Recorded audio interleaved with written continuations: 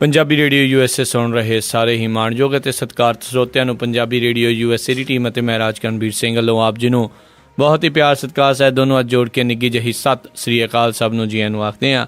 ਜਿਵੇਂ ਆਪ ਸਭ ਜਾਣਦੇ ਹੋ ਵੀ ਅੱਜ ਦਿਨ ਤੁਹਾਡੇ ਲਈ ਅਸੀਂ ਵਿਸ਼ੇਸ਼ ਪ੍ਰੋਗਰਾਮ ਸੁਸ਼ੀਲ ਦੋਸਾਂਝ ਉਹਨਾਂ ਦੇ ਨਾਲ ਲੈ ਕੇ ਆਉਂਦੇ ਹਾਂ ਅਤੇ ਨਾਲ ਹੀ ਤੁਹਾਨੂੰ ਦੱਸ ਵੀ ਆਪਾਂ ਰੋਜ਼ਾਨਾ ਤੁਹਾਡੇ ਲਈ ਜਿਹੜਾ ਚੋਣਾਂ ਦੇ ਉੱਤੇ ਵਿਸ਼ੇਸ਼ ਪ੍ਰੋਗਰਾਮ ਲੈ ਕੇ ਆਉਂਦੇ ਹਾਂ ਜੋ ਕਿ ਬਲਤੇਜ ਪੰਨੂ ਉਹਨਾਂ ਦੇ ਨਾਲ ਆਉਂਦਾ ਆ। ਅਤੇ ਇਹ ਮੰਗਲਵਾਰ ਵਾਲਾ ਜਿਹੜਾ ਪ੍ਰੋਗਰਾਮ ਆ ਉਹ ਹਫ਼ਤਾਵਾਰੀ ਪ੍ਰੋਗਰਾਮ ਆ ਉਹ ਸਾਡਾ ਸੁਸ਼ੀਲ ਦੋਸਾਂਝ ਉਹਨਾਂ ਦੇ ਨਾਲ ਆਉਂਦਾ ਆ ਅਤੇ ਉਹ ਅੱਜ ਇੱਕ ਵਾਰੀ ਫਿਰ ਸਾਡੇ ਨਾਲ ਚੰਡੀਗੜ੍ਹ ਸਟੂਡੀਓਜ਼ ਤੋਂ ਜੁੜ ਚੁੱਕੇ ਨੇ। ਸੁਸ਼ੀਲ ਜੀ ਆਇਆਂ ਨੂੰ ਸਤਿ ਸ਼੍ਰੀ ਅਕਾਲ ਹੈ ਜੀ।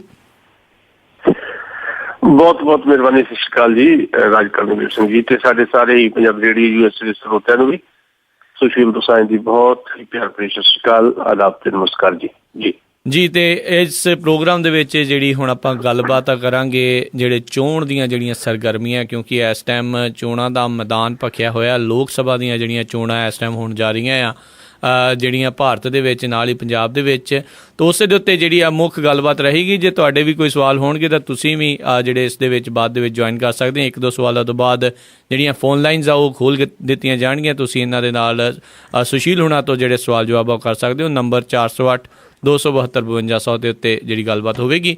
ਅਤੇ ਸੁਸ਼ੀਲ ਜੀ ਆਪਾਂ ਗੱਲਬਾਤ ਦੀ ਸ਼ੁਰੂਆਤ ਕਰਦੇ ਹਾਂ ਕਾਂਗਰਸ ਦੀ ਜਿਹੜੀ ਪਾਰਟੀ ਦੇ ਨਾਲ ਸ਼ੁਰੂਆਤ ਕਰਦੇ ਹਾਂ। ਉਹਨਾਂ ਨੇ ਜਿਹੜੀਆਂ ਸਾਰੀਆਂ ਸੀਟਾਂ ਦੇ ਉੱਤੋਂ ਹੁਣ ਜਿਹੜੇ ਆਪਣੇ ਉਮੀਦਵਾਰ ਆ ਉਹ ਐਲਾਨ ਦਿੱਤੇ ਆ, ਜਿਸ ਦੇ ਵਿੱਚ ਬਿੱਟੂ ਨੂੰ ਰਵਨੀਤ ਬਿੱਟੂ ਨੂੰ ਉਸ ਨੂੰ ਜਿਹੜੀ ਸੀਟ ਮਿਲੀ ਆ ਲੁਧਿਆਣੇ ਤੋਂ, ਅਤੇ ਮਨੋਜ ਤਿਵਾਰੀ ਜਿਹੜੇ ਉਹ ਹੱਥ ਖੜ੍ਹੇ ਕਰ ਗਏ ਆ ਵੀ ਮੇਰੇ ਤੋਂ ਨਹੀਂ ਲੜ ਹੁੰਦਾ ਜੀ ਉੱਥੇ। ਉਸ ਦੇ ਉੱਤੇ ਤੁਹਾਡਾ ਕੀ ਕਹਿਣਾ ਹੈ? ਦੇਖੋ, ਰਵਨੀਤ ਬਿੱਟੂ ਇੱਕ ਬਹੁਤ ਹੀ ਯੰਗ ਆਗੂ ਦੇ ਤੌਰ ਤੇ ਪੰਜਾਬ ਕਾਂਗਰਸ ਦੇ ਵਿੱਚ ਉੱਭਰਿਆ ਜੀ। ਅਨੰਦਪੁਰ ਸਾਹਿਬ ਤੋਂ ਸਿਟਿੰਗ MP ਹੈ ਇਸ ਵੇਲੇ ਉਹ, ਤੇ ਪਿਛਲੀ ਜਿਹੜੀ ਉਹਦੀ ਪਰਫਾਰਮੈਂਸ ਰਹੀ ਹੈ 5 ਸਾਲ ਦੀ ਐਜ਼ ਏ ਮੈਂਬਰ ਪਾਰਲੀਮੈਂਟ, ਉਹਨੂੰ ਦੇਖਦਿਆਂ ਇੱਕ ਵਾਰ ਫਿਰ ਤੋਂ ਰਵਨੀਤ ਬਿੱਟੂ ਨੂੰ ਅਨੰਦਪੁਰ ਸਾਹਿਬ ਤੋਂ ਪਹਿਲਾਂ ਟਿਕਟ ਦਿੱਤੀ ਗਈ ਸੀ ਤੇ ਉਹਨੇ ਅਨੰਦਪੁਰ ਸਾਹਿਬ ਦਾ ਇੱਕ ਪੂਰਾ ਗੇੜ ਵੀ ਮੁਕੰਮਲ ਕਰ ਲਿਆ ਸੀ।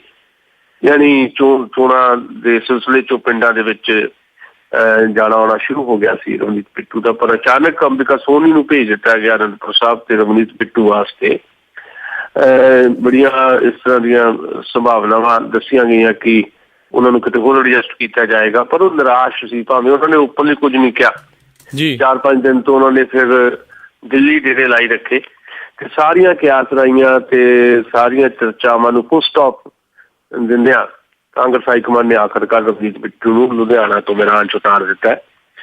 ਲੁਧਿਆਣਾ ਤੋਂ ਸਿਟਿੰਗ MP ਮਨੀਸ਼ ਤਿਵਾਰੀ ਨੇ, ਜਿੱਦਾਂ ਤੁਸੀਂ ਜ਼ਿਕਰ ਕੀਤਾ ਜੀ। ਮਨੀਸ਼ ਤਿਵਾਰੀ ਬਹੁਤ ਹੀ ਇੱਕ ਪਾਪੂਲਰ ਆਗੂ ਦੇ ਤੌਰ ਤੇ ਸਾਡੇ ਸਾਹਮਣੇ ਆਏ ਸੀ ਪਿਛਲੇ ਕੁਝ ਸਮੇਂ ਤੋਂ। ਪੰਜਾਬੀ ਦੇ ਇੱਕ ਵੱਡੇ ਚਿੰਤਕ ਵਿਸ਼ਵਨਾਥ ਤਿਵਾੜੀ ਦੇ ਉਹ ਬੇਟੇ ਹੈ ਤੇ ਇੱਥੋਂ ਮੈਂਬਰ ਪਾਰਲੀਮੈਂਟ ਜਿੱਤ ਕੇ ਲੁਧਿਆਣਾ ਤੋਂ ਦਿੱਲੀ ਪਹੁੰਚ ਕੇ ਉਹਨਾਂ ਨੇ ਆਪਣਾ ਰੁਤਬਾ ਵਧਾਇਆ। ਕਾਂਗਰਸ ਪਾਰਟੀ ਦੇ ਸਪੋਕਸਮੈਨ ਦੇ ਤੌਰ ਤੇ ਕੰਮ ਕੀਤਾ, ਨੈਸ਼ਨਲ ਸਪੋਕਸਮੈਨ ਦੇ ਤੌਰ ਤੇ। ਫਿਰ ਉਹਨਾਂ ਨੂੰ ਸੂਚਨਾ ਤੇ ਪ੍ਰਸਾਰਣ ਮੰਤਰੀ ਬਣਾਇਆ ਗਿਆ। ਉਹਦੇ ਬਾਵਜੂਦ ਮਨੀਸ਼ ਤਿਵਾੜੀ ਦਾ ਇਸ ਵਾਰ ਚੋਣ ਮੈਦਾਨ 'ਚ ਨਾ ਆਉਣਾ ਬਹੁਤ ਸਾਰੇ ਸਵਾਲ ਪੈਦਾ ਕਰਦਾ ਸੀ ਜੀ। ਸਵਾਲ ਉਹ ਹਾਲੇ ਵੀ ਹੈ। ਜਵਾਬ ਉਹਨਾਂ ਦਾ ਸਿਰਫ ਇੰਨਾ ਕਿ ਮਨੀਸ਼ ਤਿਵਾੜੀ ਨੇ ਭਾਰਤ ਦੇ ਸੂਚਨਾ ਤੇ ਪ੍ਰਸਾਰਣ ਮੰਤਰੀ ਹੁੰਦਿਆਂ ਤੇ ਮੈਂਬਰ ਪਾਰਲੀਮੈਂਟ ਹੁੰਦਿਆਂ ਜਿਹੜਾ ਧਿਆਨ ਆਪਣੇ ਹਲਕੇ ਵੱਲ ਦੇਣਾ ਸੀ ਉਹ ਧਿਆਨ ਉਹ ਨਹੀਂ ਦੇ ਸਕੇ ਜੀ, ਜਿਹਦੇ ਕਰਕੇ ਉਹਨਾਂ ਦਾ ਵਿਰੋਧ ਬਹੁਤ ਸੀ ਲੁਧਿਆਣੇ 'ਚ। ਤੇ ਉਹਨਾਂ ਨੂੰ ਇਸ ਗੱਲ ਦਾ ਇਲਮ ਸੀ ਕਿ ਜੇ ਇਸ ਵਾਰ ਉਹ ਲੁਧਿਆਣੇ ਤੋਂ ਚੋਣ ਲੜਦੇ ਆ ਤੇ ਪੁੱਠਾ ਪਾਸਾ ਪੈ ਸਕਦਾ ਹੈ। ਇਸ ਕਰਕੇ ਉਹਨਾਂ ਨੇ ਕੋਸ਼ਿਸ਼ ਕੀਤੀ ਕਿ ਉਹਨਾਂ ਦੀ ਸੀਟ ਬਦਲ ਕੇ ਉਹਨਾਂ ਨੂੰ ਚੰਡੀਗੜ੍ਹ ਭੇਜ ਦਿੱਤਾ ਜਾਏ, ਪਰ ਚੰਡੀਗੜ੍ਹ ਆਖਿਰਕਾਰ ਪਵਨ ਕੁਮਾਰ ਬਾਂਸਲ ਦਾ ਨਾਂ ਹੀ ਫਾਈਨਲ ਹੋਇਆ। ਤੇ ਫਿਰ ਉਹਨਾਂ ਨੇ ਬਿਮਾਰੀ ਦਾ ਬਹਾਨਾ ਬਣਾਇਆ। ਇੱਕ ਵਾਰ ਉਹ ਹਸਪੀਟਲ ਦਾਖਲ ਹੋਏ ਤੇ ਪਰ ਉਹਦੇ ਬਾਵਜੂਦ ਉਹਨਾਂ ਨੂੰ ਤਿਆਰ ਕੀਤਾ ਗਿਆ ਲੜਨ ਵਾਸਤੇ, ਪਰ ਦੂਜੀ ਵਾਰ ਫਿਰ ਪਿਛਲੇ ਹਫ਼ਤੇ ਸ਼ੁੱਕਰਵਾਰ ਨੂੰ ਹਸਪੀਟਲ ਚਲੇ ਗਏ। ਉਸ ਤੋਂ ਬਾਅਦ ਆਖਿਰਕਾਰ ਇਹ ਫੈਸਲਾ ਹੋਇਆ ਕਿ ਮਨੀਸ਼ ਤਿਵਾੜੀ ਨੂੰ ਚੋਣ ਨਾ ਲੜਾਈ ਜਾਏ ਤੇ ਉਹਨਾਂ ਦੀ ਥਾਂ ਤੇ ਰਵਨੀਤ ਬਿੱਟੂ ਫਾਈਨਲ ਕੀਤੇ ਗਏ। ਭਾਵੇਂ ਰਵਨੀਤ ਬਿੱਟੂ ਦੀ ਥਾਂ ਦੇ ਉੱਤੇ ਸੰਗਰੂਰ ਤੋਂ ਜਿਹੜੇ ਇਸ ਵੇਲੇ ਉਮੀਦਵਾਰ ਨੇ ਤੇ ਸਿਟਿੰਗ MP ਵਿਜੇਂਦਰ ਸਿੰਗਲਾ ਨੌਜਵਾਨ ਆਗੂ ਵੀ ਉਹਨਾਂ ਦਾ ਨਾਂ ਵੀ ਬੋਲਦਾ ਰਿਹਾ ਕਿ ਉਹਦੀ ਸੀਟ ਬਦਲੀ ਜਾ ਸਕਦੀ, ਸੰਗਰੂਰ ਤੋਂ ਵੀ ਵਿਜੇਂਦਰ ਕੋ ਪੱਟਰ ਹੋ ਸਕਦੇ ਆ ਤੇ ਜਾਂ ਫਿਰ ਰਕੇਸ਼ ਮਿੱਤਲ ਦਾ ਨਾਂ ਵੱਜਦਾ ਰਿਹਾ ਜਿਹੜੇ ਕਿ ਬਹੁਤ ਹੀ ਵੱਡੇ ਕਾਰੋਬਾਰੀ ਹੈਗੇ ਆ, ਏਅਰਟੈਲ ਦੇ ਵਿੱਚ ਵੀ ਕੰਮ ਕਰਦੇ ਆ, ਪਰ ਉਹ ਸਾਰਿਆਂ ਨੂੰ ਰੱਦ ਕਰਕੇ ਆਖਿਰਕਾਰ ਰਵਨੀਤ ਬਿੱਟੂ ਨੂੰ ਟਿਕਟ ਦਿੱਤੀ ਗਈ ਹੈ। ਹੁਣ ਲੁਧਿਆਣੇ 'ਚ ਰਵਨੀਤ ਬਿੱਟੂ, ਕਿਉਂਕਿ ਲੁਧਿਆਣਾ ਉਹਨਾਂ ਦਾ ਜੱਦੀ ਹਲਕਾ ਇਸ ਕਰਕੇ ਹੈ ਕਿ ਉਹਨਾਂ ਦਾ ਪਿੰਡ ਵੀ ਉੱਧਰ ਪੈਂਦਾ, ਤੇ ਉਹਨਾਂ ਦੇ ਇੱਕ ਕਹਿ ਲਓ ਵੀ ਭਰਾ ਗੁਰਪ੍ਰੀਤ ਕੋਟਲੀ ਜਿਹੜੇ ਆ ਖੰਨਾ ਤੋਂ ਵਿਧਾਇਕ ਵੀ ਨੇ, ਤੇ ਨਾਲ ਦੀ ਨਾਲ ਇਹ ਵੀ ਹੈ ਵੀ ਮਰਹੂਮ ਉਹਨਾਂ ਦੇ ਦਾਦਾ ਜੀ ਬੇਅੰਤ ਸਿੰਘ ਦਾ ਵੀ ਉਹ ਜੱਦੀ ਪੁਸ਼ਤੀ ਇਲਾਕਾ ਹੈ, ਤੇ ਉਹਨਾਂ ਦਾ ਕਾਫੀ ਅਸਰ ਰਸੂਖ ਹੈ ਉਸ ਪਰਿਵਾਰ ਦਾ। ਇਸ ਕਰਕੇ ਉਹ ਸ਼ੋਰ ਹੋਣਗੇ ਕਿ ਉਹ ਸੀਟ ਜਿੱਤ ਜਾਣਗੇ, ਪਰ ਉਹ ਸੀਟ ਜਿੱਤਦੇ ਨਹੀਂ, ਜਿੱਤਦੇ ਆਪਣੀ ਥਾਂ ਦੇ ਉੱਤੇ। ਪਰ ਲੜਾਈ ਉੱਤੇ ਬੜੀ ਦਿਲਚਸਪ ਇਸ ਕਰਕੇ ਹੈ ਕਿ ਮਨਪ੍ਰੀਤ ਇਆਲੀ ਜਿਹੜਾ ਬੜਾ ਯੰਗ ਤੇ ਐਨਰਜੈਟਿਕ ਆਗੂ ਆ, ਸ਼੍ਰੋਮਣੀ ਅਕਾਲੀ ਦਲ ਦਾ ਵਿਧਾਇਕ ਵੀ ਹੈ, ਉਹ ਹੁਣ ਉਹਨਾਂ ਦਾ ਕੈਂਡੀਡੇਟ ਹੈ। ਤੇ ਪਰ ਅਕਾਲੀ ਦਲ ਵਾਸਤੇ ਮੁਸੀਬਤ ਇਹ ਹੈ ਕਿ ਉਹਨਾਂ ਦੇ ਐਸੋਸੀਏਟ ਮੈਂਬਰ ਰਹੇ, ਆਜ਼ਾਦ ਤੌਰ ਤੇ ਜਿੱਤੇ ਸੀਗੇ, ਅਕਾਲੀਆਂ ਤੋਂ ਬਾਗੀ ਹੋ ਕੇ ਬੈਂਸ ਭਰਾ, ਤੇ ਬਾਅਦ ਵਿੱਚ ਅਕਾਲੀ ਦਲ 'ਚ ਸ਼ਾਮਲ ਹੋ ਕੇ ਐਸੋਸੀਏਟ ਮੈਂਬਰ ਹੋ ਗਏ ਸੀ, ਤੇ ਉਹਨਾਂ ਵਿੱਚੋਂ ਇੱਕ ਭਰਾ ਸਿਮਰਜੀਤ ਬੈਂਸ ਜਿਹੜਾ ਫਿਰ ਤੋਂ ਬਾਗੀ ਹੋ ਕੇ ਲੋਕ ਸਭਾ ਦੀ ਚੋਣ ਲੜ ਰਿਹਾ ਹੈ। ਇਹ ਮੁਸੀਬਤ ਹੈ ਅਕਾਲੀ ਦਲ ਦੀ। ਦੂਜੀ ਮੁਸੀਬਤ ਹੈ ਸਕੂਲਕਾ ਅਕਾਲੀਆਂ ਵਾਸਤੇ, ਕਿਉਂਕਿ ਉਹ ਆਮ ਆਦਮੀ ਪਾਰਟੀ ਦੇ ਕੈਂਡੀਡੇਟ ਲੁਧਿਆਣੇ 'ਚ। ਸੋ ਰਸਤਾ ਕਾਫੀ ਸੌਖਾ ਦਿਖਾਈ ਦੇ ਰਿਹਾ ਰਵਨੀਤ ਬਿੱਟੂ ਦਾ, ਪਰ ਵੋਟਰ ਦੇ ਮਨ ਦੇ ਵਿੱਚ ਕੀ ਹੈ ਇਹ ਨਹੀਂ ਕੁਝ ਵੀ ਕਿਹਾ ਜਾ ਸਕਦਾ ਕਿ ਵੋਟਰ ਉਸੇ ਤਰ੍ਹਾਂ ਪ੍ਰਵਾਨ ਕਰਨਗੇ ਜਿਸ ਤਰ੍ਹਾਂ ਅਸੀਂ ਸੋਚ ਰਹੇ, ਤੁਸੀਂ ਸੋਚ ਰਹੇ, ਲੋਕ ਸੋਚ ਰਹੇ ਹੈ।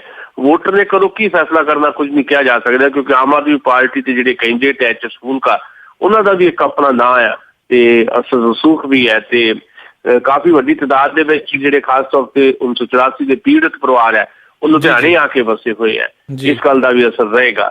ਸੋ ਬਹੁਤ ਹੀ ਦਿਲਚਸਪ ਕਿਸਮ ਦੀ ਲੜਾਈ ਲੁਧਿਆਣੇ ਦੇਖਣ ਨੂੰ ਮਿਲੇਗੀ, ਤੇ ਉਸ ਲੜਾਈ ਦੇ ਅੰਦਰ ਕੌਣ ਕੀ ਕਹਿ ਰਿਹਾ ਹੈ, ਕੌਣ ਕੀ ਕਰ ਰਿਹਾ ਹੈ, ਇਹ ਬਿਆਨਬਾਜ਼ੀਆਂ ਕਿਸ ਤਰ੍ਹਾਂ ਦੀਆਂ ਹੋਣਗੀਆਂ, ਇਹ ਤਾਂ ਹੌਲੀ ਹੌਲੀ ਨਿਖਰ ਕੇ ਸਾਡੇ ਸਾਹਮਣੇ ਆਏਗਾ।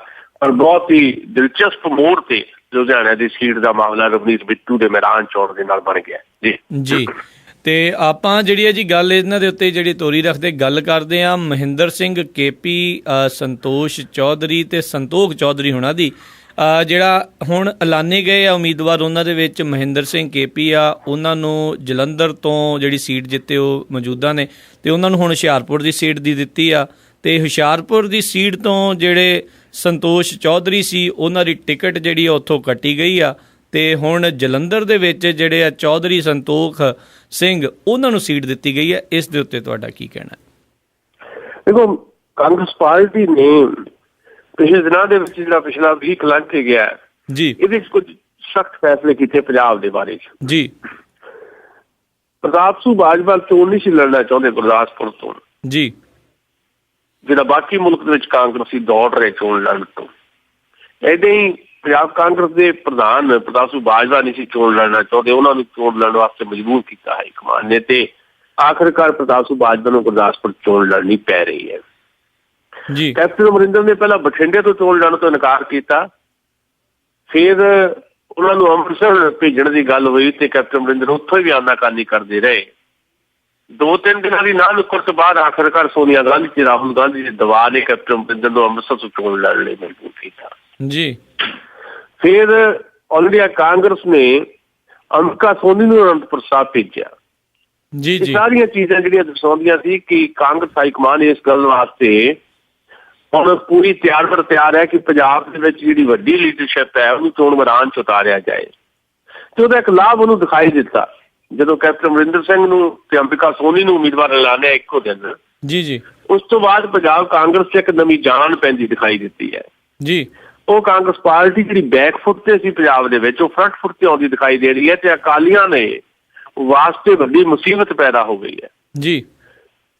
ਪਹਿਲਾਂ ਸ਼੍ਰੋਮਣੀ ਅਕਾਲੀ ਦਲ ਤੇ ਭਾਰਤੀ ਜਨਤਾ ਪਾਰਟੀ ਇਹ ਸਮਝਦੇ ਸੀ ਕਿ ਉਹਨਾਂ ਨੂੰ ਪੰਜਾਬ 'ਚ ਵਾਕ ਓਵਰ ਮਿਲ ਗਿਆ, ਵੀ ਪੰਜਾਬ ਦੇ ਵਿੱਚ ਬੜੇ ਸੌਖੇ ਤਰੀਕੇ ਨਾਲ ਉਹ ਜਿੱਤਣਗੇ। 13 ਦੇ ਵਿੱਚੋਂ 9 ਸੀਟਾਂ 10 ਸੀਟਾਂ ਜਿੱਤਣ ਦੇ ਦਾਅਵੇ ਅਕਾਲੀ ਕਰ ਰਹੇ ਸੀ, ਹੁਣ 11 ਸੀਟਾਂ ਜਿੱਤਣ ਦੇ ਵੀ ਦਾਅਵੇ ਸੀ। ਹੁਣ ਅਕਾਲੀਆਂ ਦੀ ਸੁਰ ਜਿਹੜੀ ਬਦਲ ਗਈ ਹੈ, ਹੁਣ ਅਕਾਲੀ ਹੋਰ ਤਰੀਕੇ ਨਾਲ ਗੱਲ ਕਰਦੇ ਤਾਂ ਪਤਾ ਲੱਗਦਾ ਕਿ ਅਕਾਲੀ ਘਬਰਾ ਗਏ ਆ ਕੈਪਟਨ ਅਮਰਿੰਦਰ ਦੇ ਮੈਦਾਨ ਚ ਆਉਣ ਦੇ ਨਾਲ, ਅੰਬਿਕਾ ਸੋਨੀ ਦੇ ਮੈਦਾਨ ਚ ਆਉਣ ਦੇ ਨਾਲ। ਤੇ ਹੁਣ ਜਿਹੜਾ ਸੀਟਾਂ ਦਾ ਫੈਸਲਾ ਹੋਇਆ, ਖਾਸ ਤੌਰ ਜਿਹਨਾਂ ਦਾ ਤੁਸੀਂ ਜ਼ਿਕਰ ਕੀਤਾ ਮਹਿੰਦਰ ਸਿੰਘ ਕੇਪੀ ਤੇ ਚੌਧਰੀ ਸੰਤੋਖ ਸਿੰਘ, ਇਹ ਵੀ ਕਾਂਗਰਸ ਦੇ ਵੱਡੇ ਲੀਡਰ ਹੈ। ਮਹਿੰਦਰ ਸਿੰਘ ਕੇਪੀ ਐਕਟਿੰਗ ਪ੍ਰਧਾਨ ਵੀ ਪੰਜਾਬ ਕਾਂਗਰਸ ਦੇ ਰਹਿ ਚੁੱਕੇ ਹੈ।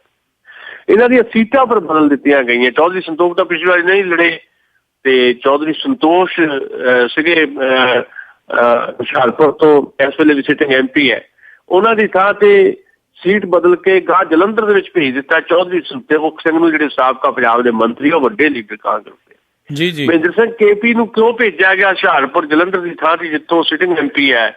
ਜਲੰਧਰ ਤੋਂ, ਉੱਥੋਂ ਕਿਉਂ ਨਹੀਂ ਟਿਕਟ ਦਿੱਤੀ ਗਈ? ਇਹਦੇ ਬਾਰੇ ਸਾਫ਼ ਜੀ ਗੱਲ ਇਹ ਆਈ ਹੈ ਕਿ ਉੱਥੇ ਐਂਟੀ ਇਨਕੰਬੈਂਸੀ ਹੈ। ਜਦੋਂ ਸੀਟ ਬਦਲੀ ਜਾਂਦੀ ਹੈ ਔਰ ਭਾਵ ਇਹ ਹੁੰਦਾ ਕਿ ਐਂਟੀ ਇਨਕੰਬੈਂਸੀ ਆਪਣੇ ਹਲਕੇ ਦੇ ਵਿੱਚ, ਉਹ ਆਪਣੇ ਹਲਕੇ ਦੇ ਵਿੱਚ ਜਿੱਦਾਂ ਲੋਕ ਉਹਨਾਂ ਤੋਂ ਚਾਹੁੰਦੇ ਸੀ, ਜਿੱਦਾਂ ਲੋਕਾਂ ਦੀ ਤਵੱਕੋ ਸੀ, ਉਹਦੇ ਮੁਤਾਬਕ ਕੰਮ ਨਹੀਂ ਕਰ ਸਕੇ, ਉਹ ਐਂਟੀ ਇਨਕੰਬੈਂਸੀ ਉਹਨਾਂ ਦੇ ਖਿਲਾਫ ਨਾ ਚੱਲ ਜਾਵੇ। ਇਸ ਕਰਕੇ ਉਹਨਾਂ ਦੀ ਸੀਟ ਬਦਲ ਕੇ ਉਹਨਾਂ ਨੂੰ ਹੁਸ਼ਿਆਰਪੁਰ ਭੇਜ ਦਿੱਤਾ ਗਿਆ ਤੇ ਚੌਧਰੀ ਸੰਤੋਖ ਨੂੰ ਜਲੰਧਰ ਭੇਜ ਦਿੱਤਾ ਗਿਆ। ਸੋ ਜਲੰਧਰ ਦੇ ਵਿੱਚ ਵੀ ਤੇ ਹੁਸ਼ਿਆਰਪੁਰ ਦੇ ਵਿੱਚ ਮੁਕਾਬਲਾ ਹੁਣ ਜਿਹੜਾ ਹੋਣਾ ਆ ਉਹ ਵਿਜੇ ਸਾਂਪਲਾ ਨਾਲ ਹੋਣਾ ਆ। ਮਹਿੰਦਰ ਸਿੰਘ KP ਦਾ ਜਿਹੜਾ ਮੁਕਾਬਲਤਨ ਕਮਜ਼ੋਰ ਕੈਂਡੀਡੇਟ ਹੈ, ਵਿਜੇ ਸਾਂਪਲਾ ਭਾਰਤੀ ਜਨਤਾ ਪਾਰਟੀ ਦਾ ਕੈਂਡੀਡੇਟ ਹੈ, ਜਿਹਦੀ ਕੋਈ ਆਸ ਨਹੀਂ ਸੀ ਉਹਨੂੰ ਟਿਕਟ ਮਿਲੇਗੀ। ਉੱਥੇ ਸੋਮ ਪ੍ਰਕਾਸ਼ ਨੂੰ ਟਿਕਟ ਦੇਣ ਦੀ ਗੱਲ ਚੱਲਦੀ ਸੀ, ਪਰ ਸੋਮ ਪ੍ਰਕਾਸ਼ ਨੂੰ ਛੱਡ ਕੇ ਵਿਜੇ ਸਾਂਪਲਾ ਨੂੰ ਟਿਕਟ ਦਿੱਤੀ ਗਈ, ਜਿਹਦਾ ਵਿਰੋਧ ਵੀ ਹੋ ਰਿਹਾ। ਸੋ ਅਕਾਲੀਆਂ ਵਾਸਤੇ ਔਖਾ ਹੋ ਜਾਏਗਾ ਹੁਸ਼ਿਆਰਪੁਰ ਦੀ ਸੀਟ ਨੂੰ ਜਿਹੜਾ ਆ ਕਾਂਗਰਸ ਤੋਂ ਖੋਣਾ। ਕਾਂਗਰਸ ਦੇ ਕੋਲ ਐਸੀ ਸੀਟ ਹੁਸ਼ਿਆਰਪੁਰ ਦੀ, ਤੇ ਮਹਿੰਦਰ ਸਿੰਘ KP ਹੈਵੀਵੇਟ ਉਮੀਦਵਾਰ ਆ ਮੁਕਾਬਲਤਨ ਵਿਜੇ ਸਾਂਪਲਾ ਦੇ। ਵਿਜੇ ਸਾਂਪਲਾ ਬਾਰੇ ਖੁਦ ਭਾਰਤੀ ਜਨਤਾ ਪਾਰਟੀ ਵਾਲੇ ਅਕਾਲੀ ਕਹਿ ਰਹੇ ਹੈ ਕਿ ਉਹਦੀ ਜਿਹੜੀ ਹੈਸੀਅਤ ਹੈ ਉਹ ਸ਼ਾਇਦ ਇਸ ਲੈਵਲ ਦੀ ਨਹੀਂ ਹੈ ਕਿ ਉਹ ਮਹਿੰਦਰ ਸਿੰਘ KP ਨੂੰ ਕੋਈ ਵੱਡਾ ਚੈਲੰਜ ਕਰ ਸਕੇ। ਜਿਵੇਂ ਜਲੰਧਰ ਦਾ ਮਾਮਲਾ, ਜਲੰਧਰ ਦੇ ਵਿੱਚ ਵੀ ਚੌਧਰੀ ਸੰਤੋਖ ਨੂੰ ਭੇਜ ਕੇ ਇੱਕ ਨਵਾਂ ਤਰੁੱਪ ਦਾ ਪੱਤਾ ਖੇਡਣ ਦੀ ਕੋਸ਼ਿਸ਼ ਕੀਤੀ ਹੈ ਕਾਂਗਰਸ ਨੇ, ਕਿਉਂਕਿ ਪਵਨ ਕੁਮਾਰ ਟੀਨੂ ਬੜਾ ਹੈਵੀਵੇਟ ਉਮੀਦਵਾਰ ਹੈ ਅਕਾਲੀਆਂ ਪਾਸੇ।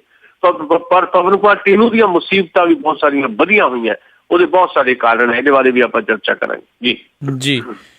ਤੇ ਹੁਣ ਆਪਾਂ ਜਲੰਧਰ ਦੀ ਸੀਟ ਦੀ ਜਿਹੜੀ ਤੁਸੀਂ ਗੱਲ ਕਰਦੇ ਹਾਂ, ਤੇ ਉੱਥੇ ਜਿਹੜਾ ਇਸ ਟਾਈਮ ਸ਼੍ਰੋਮਣੀ ਅਕਾਲੀ ਦਲ ਆ ਉਸ ਦੇ ਵਿੱਚ ਜਿਹੜੇ ਬਗਾਵਤ ਦੇ ਸੁਰ ਨਜ਼ਰ ਆ ਰਹੇ, ਜਿਹੜੇ ਹੰਸਰਾਜ ਹੰਸਾ ਜਿਸ ਨੂੰ ਰਾਜ ਗਾਇਕ ਦਾ ਵੀ ਇਹਨਾਂ ਨੇ ਅਵਾਰਡ ਦਿੱਤਾ ਹੋਇਆ ਆ, ਉਹਨਾਂ ਦੀ ਜਿਹੜੀ ਕਾਫੀ ਬਗਾਵਤ ਆ ਉਹ ਬਾਦਲਾਂ ਖਿਲਾਫ ਨਜ਼ਰ ਆ ਰਹੀ ਆ, ਤੇ ਉਸੇ ਦੇ ਤਹਿਤ ਸੁਖਬੀਰ ਬਾਦਲ ਮਨਾਉਣ ਵੀ ਗਏ ਆ। ਇਸ ਦੇ ਉੱਤੇ ਕੀ ਇਸ ਟਾਈਮ ਚੱਲ ਰਿਹਾ ਆ? ਇੱਕ ਅਖਬਾਰ ਦੀ ਅੱਜ ਸੁਰਖੀ ਹੈ, ਪੰਜਾਬੀ ਦੇ ਇੱਕ ਅਖਬਾਰ ਦੀ, ਕਿ ਨਿਰਾਸ਼ ਹੰਸ ਬਠਿੰਡੇ ਵੱਲ ਉੱਡਿਆ।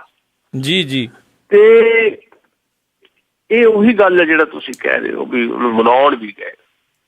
ਸੁਖਬੀਰ ਸਿੰਘ ਬਾਦਲ ਤੋਂ ਪਹਿਲਾਂ ਸਾਹਿਬ ਪ੍ਰਕਾਸ਼ ਸਿੰਘ ਬਾਦਲ ਨੇ ਵੀ ਹੰਸਰਾਜ ਹੰਸ ਨੂੰ ਟੈਲੀਫੋਨ ਕੀਤਾ, ਪਰ ਉਸ ਤੋਂ ਪਹਿਲਾਂ ਹੀ ਬਹੁਤ ਵੱਡੇ ਪੱਧਰ ਦੇ ਉੱਤੇ ਹੰਸਰਾਜ ਹੰਸ ਨੇ ਜਿਹੜੀ ਬਿਆਨਬਾਜ਼ੀ ਕੀਤੀ ਹੈ, ਉਹਨੇ ਸ਼੍ਰੋਮਣੀ ਅਕਾਲੀ ਦਲ ਵਾਸਤੇ ਜਲੰਧਰ ਹਲਕੇ ਲਈ ਮੁਸੀਬਤ ਪੈਦਾ ਕਰ ਦਿੱਤੀ ਹੈ ਜੀ। ਸਾਫ਼ ਤੌਰ ਤੇ ਹੰਸਰਾਜ ਹੰਸ ਨੇ ਕਿਹਾ ਵੀ ਮੈਨੂੰ ਪੁੱਛਿਆ ਤੱਕ ਨਹੀਂ ਗਿਆ ਪਵਨ ਟੀਨੂ ਨੂੰ ਟਿਕਟ ਦੇਣ ਵੇਲੇ। ਇਸ ਤੋਂ ਵੀ ਅੱਗੇ ਉਹਨੇ ਇਹ ਕਿਹਾ ਕਿ ਜਿਹੜੀ ਤੱਲਣ ਦੇ ਵਿੱਚ ਫਿਰਕੂ ਹਿੰਸਾ ਹੋਈ ਉਹਨੂੰ ਭੜਕਾਉਣ ਦਾ ਜ਼ਿੰਮੇਵਾਰ ਜੇ ਕੋਈ ਸੀ ਤਾਂ ਪਵਨ ਕੁਮਾਰ ਟੀਨੂ ਸੀ ਜੀ। ਫਿਰ ਉਹਨੇ ਕਿਹਾ ਕਿ ਮੈਂ ਪਾਕਿਸਤਾਨ ਸੀ, ਖਬਰਾਂ ਉੱਡੀਆਂ ਵੀ ਮੈਂ ਪਾਕਿਸਤਾਨ 'ਚ ਇਸਲਾਮ ਕਬੂਲ ਕਰ ਲਿਆ। ਫਜ਼ੂਲ ਕਿਸਮ ਦੀਆਂ ਗੱਲਾਂ ਸੀ, ਤੇ ਇਹਦੇ ਪਿੱਛੇ ਵੀ ਪਵਨ ਕੁਮਾਰ ਟੀਨੂ ਸੀ, ਉਹ ਮੈਨੂੰ ਬਦਨਾਮ ਕਰਕੇ ਮੈਨੂੰ ਜਲੰਧਰ ਤੋਂ ਬਾਹਰ ਸੁੱਟਣਾ ਚਾਹੁੰਦਾ ਸੀ, ਤੇ ਇਹਦੇ 'ਚ ਉਹ ਸਫਲ ਹੋ ਗਿਆ। ਇਸ ਤਰ੍ਹਾਂ ਦੀਆਂ ਗੱਲਾਂ ਹੰਸਰਾਜ ਨੇ ਕੀਤੀਆਂ ਵੀ ਇਹ ਮੇਰੇ ਨਾਲ ਵੱਡਾ ਧੋਖਾ ਆ, ਵੀ ਪਵਨ ਕੁਮਾਰ ਟੀਨੂ ਜਿਹਨੇ ਮੈਨੂੰ ਪਿਛਲੀਆਂ ਚੋਣਾਂ 'ਚ ਹਰਾਉਣ ਦਾ ਕੰਮ ਕੀਤਾ, ਉਹਨੂੰ ਲੋਕ ਸਭਾ ਦੀ ਟਿਕਟ ਦਿੱਤੀ ਗਈ ਤੇ ਮੈਨੂੰ ਪੁੱਛਿਆ ਵੀ ਨਹੀਂ ਗਿਆ। ਜਦੋਂ ਇਹ ਗੱਲਾਂ ਆਈਆਂ ਹੰਸਰਾਜ ਹੰਸ ਦੇ ਮੂੰਹੋਂ ਸੁਣੀਆਂ ਤੇ ਸ਼੍ਰੋਮਣੀ ਅਕਾਲੀ ਦਲ ਵਾਸਤੇ ਵੱਡੀ ਮੁਸੀਬਤ ਪੈਦਾ ਹੋ ਗਈ। ਤੇ ਕਿਉਂਕਿ ਬਾਲਮੀਕ ਭਾਈਚਾਰੇ ਨੂੰ ਰਿਪਰੈਜ਼ੈਂਟ ਕਰਦੇ ਨੇ ਹੰਸਰਾਜ ਹੰਸ, ਤੇ ਲਗਭਗ 2.25 ਲੱਖ ਵੋਟ ਹੈ ਜੀ। ਖੁਦ ਹੰਸਰਾਜ ਹੰਸ ਨੂੰ 3,30,000 ਵੋਟ ਪਈ ਸੀ ਪਿਛਲੀ ਲੋਕ ਸਭਾ ਚੋਣਾਂ ਦੇ ਵਿੱਚ, ਭਾਵੇਂ ਉਹ ਮਹਿੰਦਰ ਸਿੰਘ KP ਤੋਂ ਹਾਰ ਗਿਆ ਸੀ ਜੀ।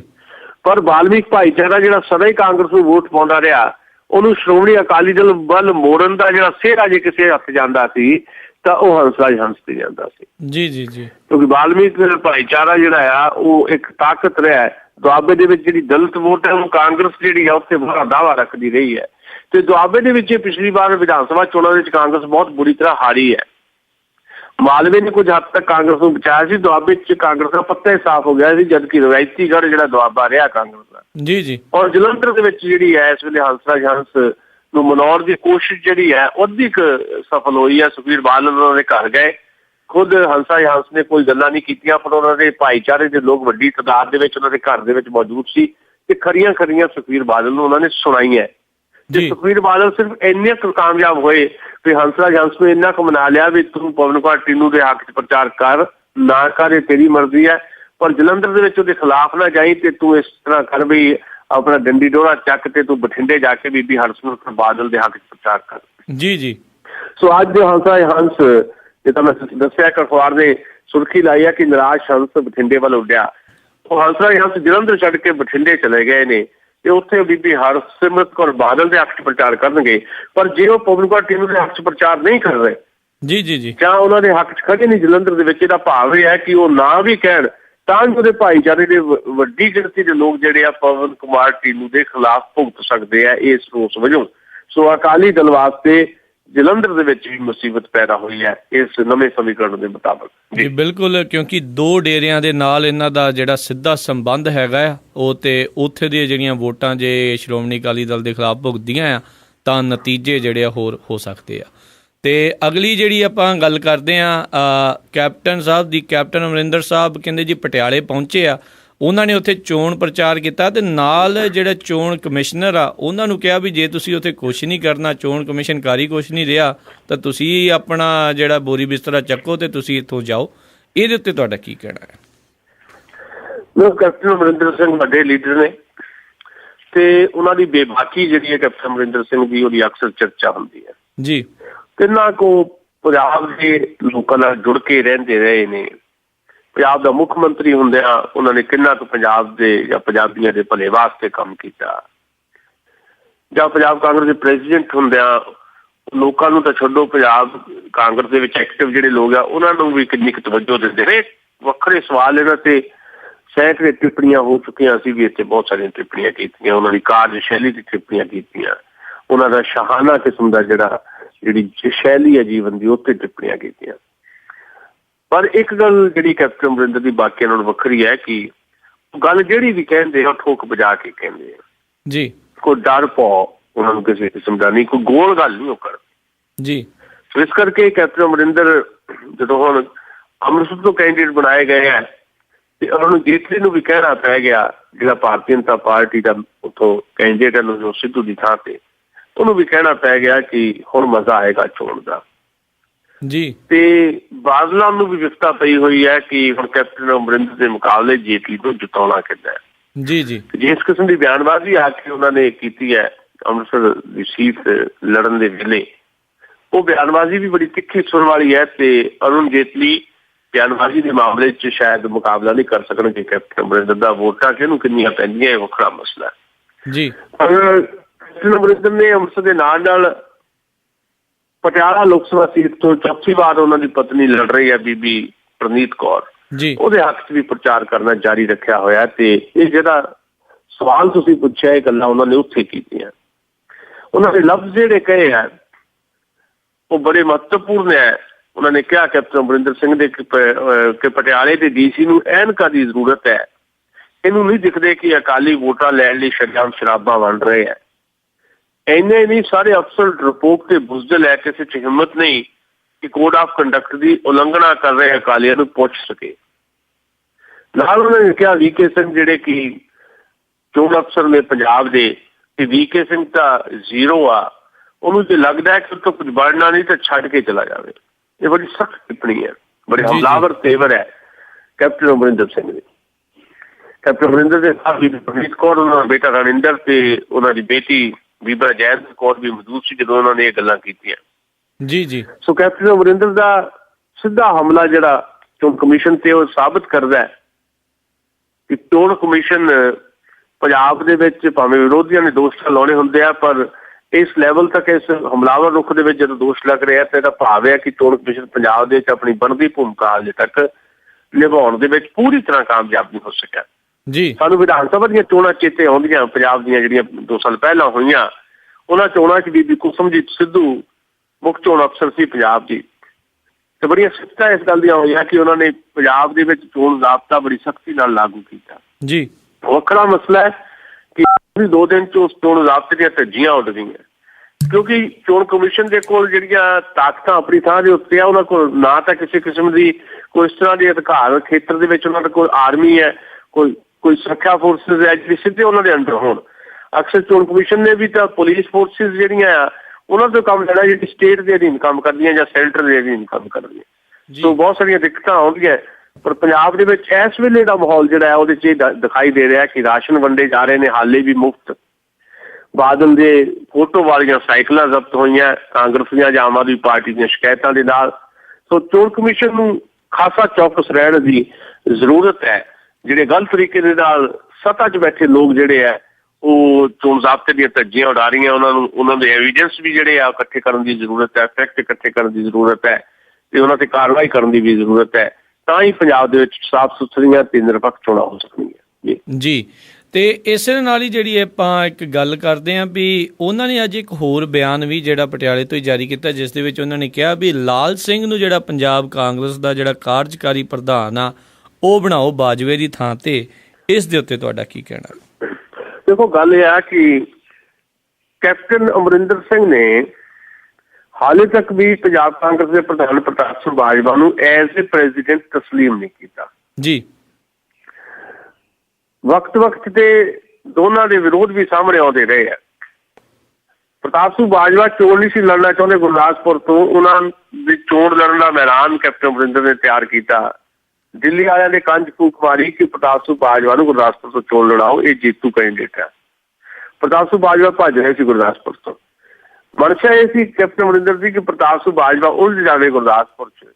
ਜੀ ਜੀ। ਤੇ ਸਾਰੇ ਪੰਜਾਬ 'ਚ ਜਿਹੜੀ ਚੋਣ ਪ੍ਰਚਾਰ ਕਰਨ ਦੀ ਜ਼ਿੰਮੇਵਾਰੀ ਆ ਪ੍ਰਤਾਪ ਸਿੰਘ ਬਾਜਵਾ ਦੀ ਥਾਂ ਤੇ ਉਹਨਾਂ ਨੂੰ ਦੇ ਦਿੱਤੀ ਜਾਏ ਤੇ ਉਹ ਪੰਜਾਬ ਦੇ ਚੋਣ ਇੰਚਾਰਜ ਬਣ ਜਾਣ ਤੇ ਫਿਰ ਉਹ 13 ਦੇ 13 ਹਲਕੇ ਜਾ ਸਕਣਗੇ ਤੇ ਚੋਣਾਂ ਦੇ ਵਿੱਚ ਜੇ ਚੰਗੀ ਪਰਫਾਰਮੈਂਸ ਹੋਈ ਤੇ ਉਹਨਾਂ ਦੀ ਜਿਹੜੀ ਗੁੱਡ ਬੁੱਕ ਹੈ ਹੋਰ ਖੂਬਸੂਰਤ ਹੋ ਜਾਏਗੀ ਤੇ ਪੰਜਾਬ ਕਾਂਗਰਸ ਦੀ ਓਵਰਆਲ ਬਾਗਡੋਰ ਉਹਨਾਂ ਦੇ ਹੱਥ 'ਚ ਆ ਜਾਏਗੀ। ਇਹ ਉਹਨਾਂ ਦਾ ਮਨਸ਼ਾ ਸੀ ਤੇ ਪ੍ਰਤਾਪ ਸਿੰਘ ਬਾਜਵਾ ਵੀ ਘੱਟ ਨਹੀਂ, ਉਹਨਾਂ ਨੇ ਇਹ ਸਾਰੀਆਂ ਚੀਜ਼ਾਂ ਨੂੰ ਭਾਗ ਕੇ ਕੇਂਦਰੀ ਹਾਈ ਕਮਾਂਡ ਦੇ ਕੰਨ 'ਚ ਇਹ ਫੂਕ ਮਾਰੀ ਕਿ ਅੰਮ੍ਰਿਤਸਰ ਤੋਂ ਜੇ ਕੋਈ ਟੱਕਰ ਦੇ ਸਕਦਾ ਉਹ ਕੈਪਟਨ ਤੋਂ ਬਿਨਾਂ ਕੋਈ ਨਹੀਂ ਦੇ ਸਕਦਾ।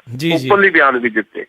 ਕੈਪਟਨ ਅਮਰਿੰਦਰ ਨਾ ਨੁੱਕਰ ਕਰਕੇ ਆਖਿਰਕਾਰ ਉਹਨਾਂ ਨੂੰ ਅੰਮ੍ਰਿਤਸਰ ਤੋਂ ਚੋਣ ਲੜਨੀ ਪਈ, ਪਰ ਕੈਪਟਨ ਅਮਰਿੰਦਰ ਨੇ ਇੱਕ ਕਦਮ ਅੱਗੇ ਜਾ ਕੇ 2 ਸ਼ਰਤਾਂ ਜ਼ਰੂਰ ਰੱਖੀਆਂ ਹਾਈ ਕਮਾਂਡ ਦੇ ਸਾਹਮਣੇ, ਇਹ ਕਹਿ ਕੇ ਕਿ ਮੈਂ ਤਾਂ ਚੋਣ ਲੜਨੀ ਅੰਮ੍ਰਿਤਸਰ ਤੋਂ, ਨੰਬਰ 1 ਵੀ ਮੈਨੂੰ ਚੋਣ ਜਿਹੜੀ ਪ੍ਰਚਾਰ ਮੁਹਿੰਮ ਹੈ ਪੰਜਾਬ ਦੀ ਉਹਦਾ ਇੰਚਾਰਜ ਲਾਇਆ ਜਾਏ, ਨੰਬਰ 2 ਜੇ ਮੈਂ ਜਿੱਤਦਾ ਤੇ ਮੇਰੀ ਸੀਟ ਖਾਲੀ ਹੁੰਦੀ ਹੈ ਪਟਿਆਲੇ ਦੀ ਸ਼ਹਿਰੀ ਸੀਟ ਵਿਧਾਨ ਸਭਾ ਦੀ ਤਾਂ ਮੇਰੇ ਬੇਟੇ ਰਣਿੰਦਰ ਨੂੰ ਟਿਕਟ ਦਿੱਤੀ ਜਾਏ ਜੀ।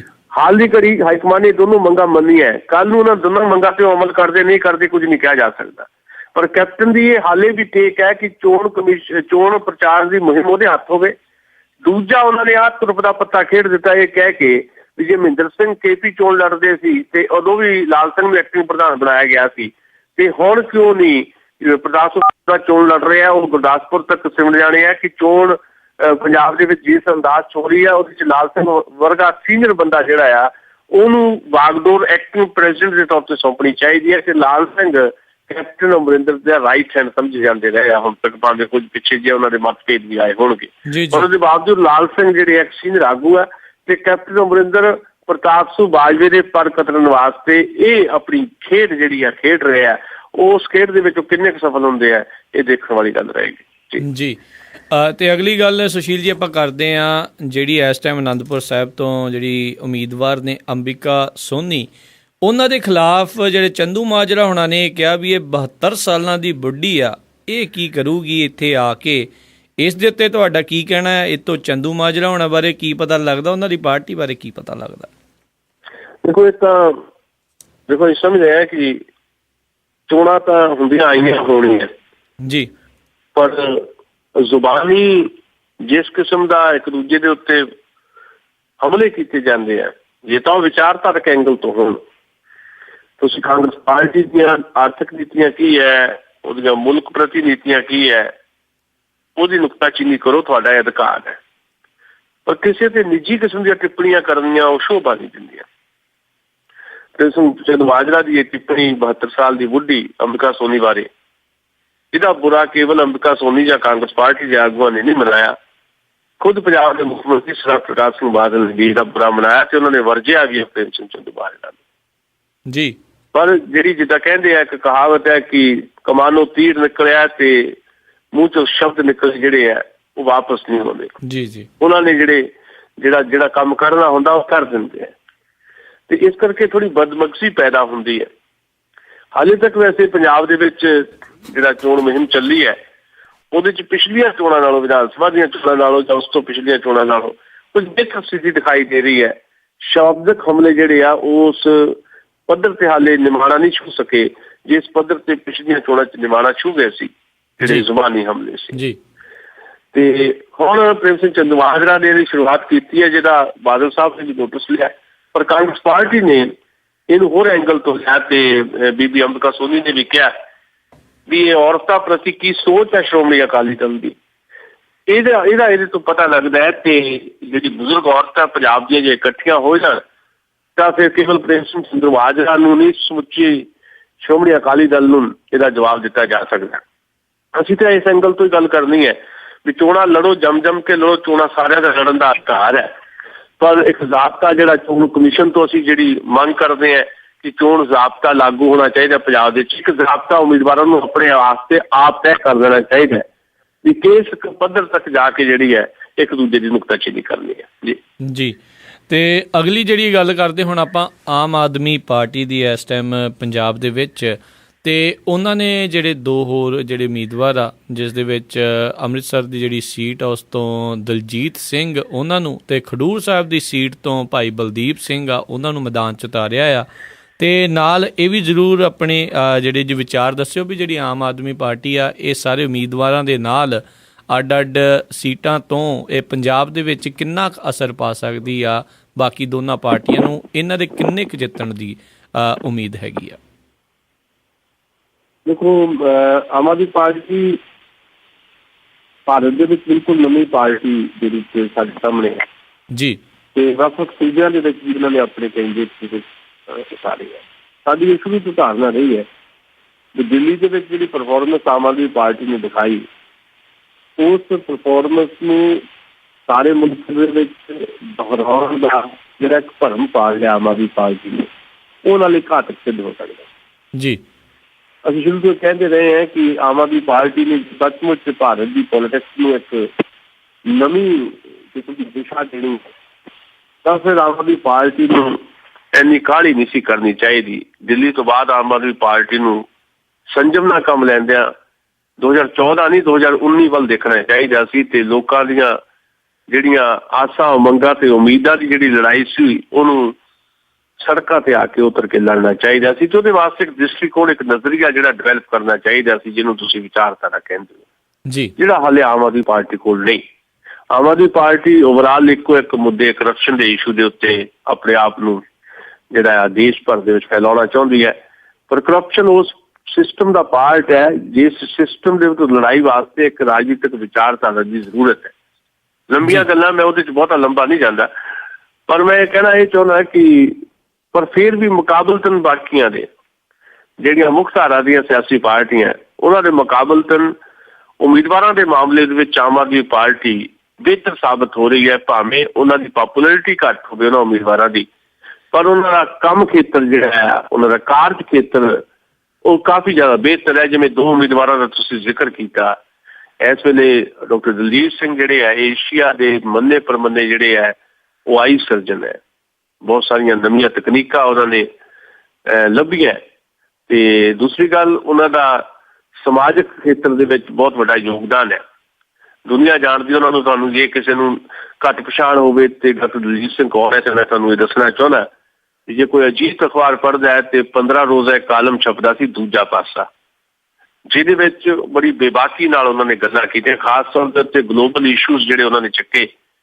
ਅਮਰੀਕਾ ਦੀ ਕੀ ਭੂਮਿਕਾ ਹੈ ਦੁਨੀਆ ਭਰ ਦੇ ਵਿੱਚ? ਅਮਰੀਕਾ ਤੋਂ ਭਾਵ ਅਮਰੀਕੀ ਆਵਾਮ ਨਹੀਂ ਹੈ, ਅਮਰੀਕਾ ਤੋਂ ਭਾਵ ਉੱਥੋਂ ਦੇ ਸਟੇਟ ਦੀਆਂ ਜਿਹੜੀਆਂ ਰਾਜ ਦੀਆਂ ਜਿਹੜੀਆਂ ਨੀਤੀਆਂ ਉਹ ਆ। ਈਵਨ ਇੱਕ ਨਵੇਂ ਫੈਕਟ ਤੇ ਨਵੇਂ ਤੱਥ ਜਿਹੜੇ 9/11 ਬਾਰੇ ਵੀ ਆਪਣੀ ਲੇਖਾਂ ਦੇ ਵਿੱਚ ਉਹਨਾਂ ਨੇ ਪੇਸ਼ ਕੀਤੇ ਆ। ਡਾਕਟਰ ਦਲਜੀਤ ਸਿੰਘ ਇਸ ਕਿਸਮ ਦੇ ਲੋਕ ਨੇ ਤੇ ਉਹਨਾਂ ਨੇ ਵਿਦਿਆਰਥੀ ਜੀਵਨ ਤੋਂ ਹੀ ਜਿਹੜਾ ਕੰਮ ਕੀਤਾ ਲੋਕਾਂ ਵਾਸਤੇ। ਚੰਗੇ ਕੈਂਡੀਡੇਟ ਨੇ, ਉਹ ਜਿੱਤਦੇ ਨਹੀਂ ਜਿੱਤਦੇ, ਜਿੱਤਣ ਦੀ ਤਾਂ ਗੱਲ ਨਹੀਂ ਕੀਤੀ ਜਾ ਸਕਦੀ ਦਾਅਵੇ ਦੇ ਨਾਲ, ਪਰ ਇੱਕ ਸੈਕਸ਼ਨ ਜਿਹੜਾ ਇਮਾਨਦਾਰ ਸੈਕਸ਼ਨ ਹੈ ਸੋਸਾਇਟੀ ਦੇ ਵਿੱਚ, ਓਨੈਸਟ ਸੈਕਸ਼ਨ ਹੈ, ਉਹਨਾਂ ਨੂੰ ਪ੍ਰਭਾਵਿਤ ਜ਼ਰੂਰ ਕਰਨਗੇ ਤੇ ਖਾਸੀ ਵੋਟ ਉਹ ਲਿਜਾ ਸਕਦੇ ਆ। ਇਹਦੇ ਭਾਈ ਬਲਦੀਪ ਸਿੰਘ ਜਿਹੜੇ ਆ ਉਹ ਸੰਗੀਤਕਾਰ ਨੇ, ਬਿਲਕੁਲ ਵੱਖਰਾ ਉਹਨਾਂ ਦਾ ਕਾਰਜ ਖੇਤਰ ਹੈ, ਤੇ ਉਹ ਆਪਣੇ ਖੇਤਰ ਦੇ ਵਿੱਚ ਈਵਨ ਜਿਹੜਾ ਸੰਗੀਤ ਸੰਮੇਲਨ ਪ੍ਰਬੰਧਕ ਸੰਮੇਲਨ ਜਿਹੜਾ ਹੁੰਦਾ ਜਲੰਧਰ ਦੇ ਵਿੱਚ, ਉੱਥੇ ਪਰਫਾਰਮ ਕਰਦੇ ਰਹੇ ਨੇ। ਸੋ ਉਹਨਾਂ ਦਾ ਵੀ ਆਪਣਾ ਕਾਰਜ ਖੇਤਰ ਹੈ, ਤੇ ਉਹ ਵੀ ਇੱਕ ਸਾਫ਼ ਸੁਥਰੇ ਅਕਸ ਵਾਲੇ ਉਮੀਦਵਾਰ ਨੇ। ਪੰਜਾਬ ਦੇ ਵਿੱਚ ਬਾਕੀ ਉਮੀਦਵਾਰ ਵੀ ਜਿਹੜੇ ਉਹਨਾਂ ਨੇ ਖੜੇ ਕੀਤੇ ਨੇ ਮੁਕਾਬਲੇ ਨੇ, ਜਿਹਦਾ ਡਾਕਟਰ ਗਾਂਧੀ ਪਟਿਆਲੇ ਤੋਂ, ਉਹ ਪਿਛਲੇ 15-20 ਸਾਲ ਤੋਂ ਪਟਿਆਲੇ 'ਚ ਕਲੀਨਿਕ ਚਲਾਉਂਦੇ ਨੇ, ਮੁਫਤ ਜਿਹੜੀਆਂ ਦਵਾਈਆਂ ਲੋਕਾਂ ਨੂੰ ਦਿੰਦੇ ਆ। ਫਿਰ ਸੰਗਰੂਰ ਤੋਂ ਭਗਵੰਤ ਮਾਨ ਹੈ ਉਹਨਾਂ ਦਾ ਕੈਂਡੀਡੇਟ। ਸੋ ਕਾਫੀ ਬਿਹਤਰ ਕੈਂਡੀਡੇਟ ਬਾਕੀਆਂ ਦੇ ਮੁਕਾਬਲੇ ਦਿੱਤੇ ਹੈ। ਉਹ ਪੰਜਾਬ ਦੇ ਵਿੱਚ ਕਿੰਨਾ ਕੁ ਅਸਰ ਪਾਉਣਗੇ, ਤੇ ਮੈਂ ਜਿੱਦਾਂ ਸ਼ੁਰੂ 'ਚ ਕਿਹਾ ਕਿ ਇੱਕ ਭਰਮ ਜਿਹਾ ਪੈਦਾ ਕਰ ਲਿਆ ਆਮ ਆਦਮੀ ਪਾਰਟੀ ਨੇ, ਵੀ ਉਹ ਦਿੱਲੀ ਨੂੰ ਦੁਹਰਾ ਸਕਦੇ ਆ ਸਾਰੇ ਮੁਲਕ ਦੇ ਵਿੱਚ।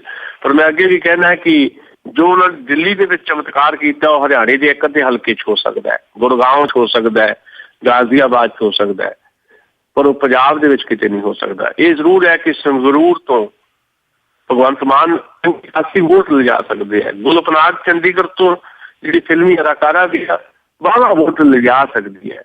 ਲੁਧਿਆਣੇ ਤੋਂ HS ਫੂਲਕਾ ਬਹੁਤ ਵੱਡੀ ਗਿਣਤੀ 'ਚ ਵੋਟ ਲਿਜਾ ਸਕਦੇ ਹੈ, ਪਰ ਉਹ ਜਿੱਤ ਜਾਣਗੇ ਇਹ ਨਹੀਂ ਕਿਹਾ ਜਾ ਸਕਦਾ। ਪੰਜਾਬ ਤੋਂ ਭਾਵੇਂ ਇੱਕ ਅੱਧੀ ਸੀਟ ਜਿੱਤਣ ਦੇ ਦਾਅਵੇ ਵੀ ਕੀਤੇ ਜਾ ਰਹੇ ਆ, ਸਰਵੇ ਜਿਹੜੇ ਆਏ ਆ, ਪਰ ਮੇਰੀ ਆਪਣੀ ਧਾਰਨਾ ਹੈ ਕਿ ਪੰਜਾਬ ਦੇ ਵਿੱਚ ਕੋਈ ਸੀਟ ਜਿੱਤ ਤਾਂ ਨਹੀਂ ਸਕੇਗੀ ਆਮ ਆਦਮੀ ਪਾਰਟੀ, ਪਰ ਬਹੁਤ ਸਾਰੇ ਉਮੀਦਵਾਰ ਜਿਹੜੇ ਆ ਜੇਤੂ ਆਪਣੇ ਆਪ ਨੂੰ ਕਹਿ ਰਹੇ ਆ, ਉਹਨਾਂ ਦੀ ਉਮੀਦਾਂ ਤੇ ਪਾਣੀ ਜ਼ਰੂਰ ਫਿਰ ਜਾਏਗੀ। ਲੁਧਿਆਣੇ 'ਚ HS ਫੂਲਕਾ ਜਿਹੜੇ ਆਪ ਜਿੱਤਣ ਨਾ ਜਿੱਤਣ, ਅਕਾਲੀ ਉਮੀਦਵਾਰ ਦੀ ਫੱਟੀ ਉਹ ਪੋਚ ਜ਼ਰੂਰ ਸਕਦੇ ਆ।